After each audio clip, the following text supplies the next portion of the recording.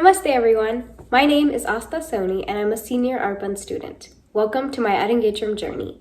So a little bit about me and my dance journey. I started Bharatanatyam when I was 7 years old at another dance school, and then I moved to Joyce Masi at Arpan in about 2014 when I joined during a summer intensive course.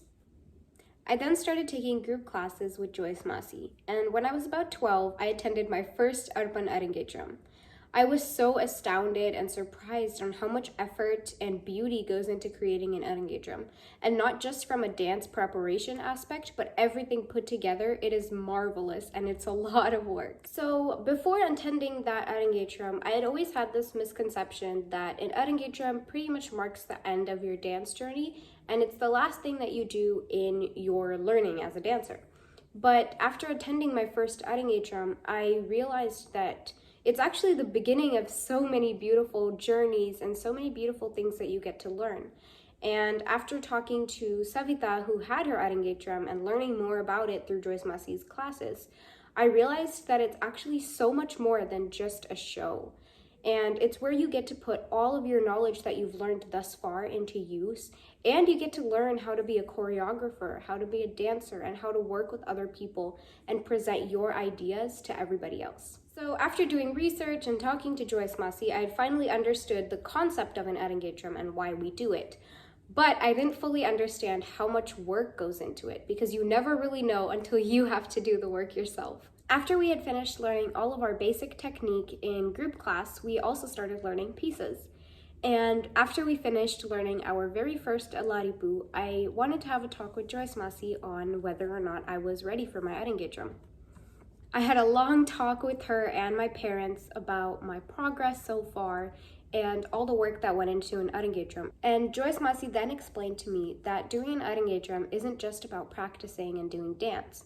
It's also about taking care of your body, taking care of your mind, and setting a goal and working towards it with motivation and dedication. After realizing the time commitment and dedication that it would take to do an Arangetram, I was actually really shocked. So I wanted to take some time to work on my dancing more before I felt like I was truly ready to do an Arangetram. So then I started taking private classes with Joyce Masi and just working on pieces and polishing my dance. So the top 3 things that I learned from Joyce Masi and the advice that I could give to anybody wanting to do an Arangetram is, number 1, talk to a lot of senior dancers. Joyce Masi always tells us to come to Arangetram rehearsals and talk to post-Arangetram students, because you get real life personal experience on how somebody else's Arangetram went and the time and dedication that went into making it. Number 2, get as much stage experience as you can.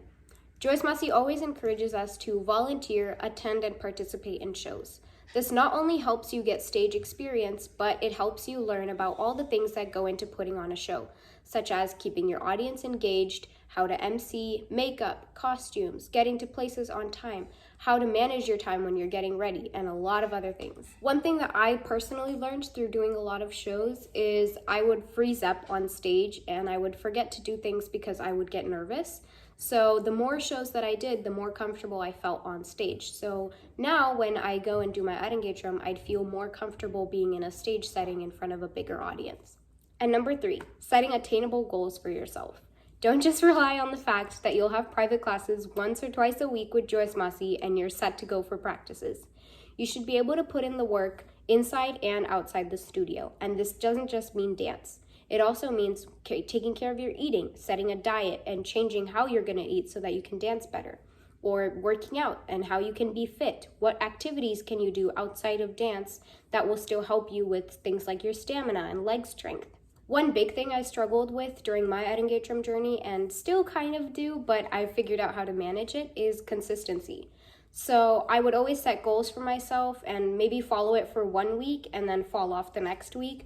Or I would practice really well for 1 week and then not practice for the other week.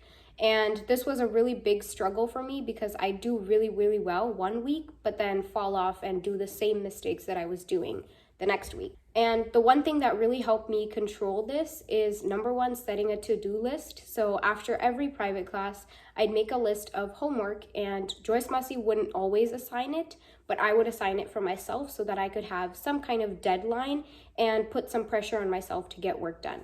Another thing is making smaller goals. Sometimes you feel overwhelmed when you have a big goal, such as, I want to work on my entire alaripu and make it perfect. That seems a little bit harder to do in one practice, so I would break it up. Maybe I wanted to work on one specific corvée of my tilana and fix just that one corvée.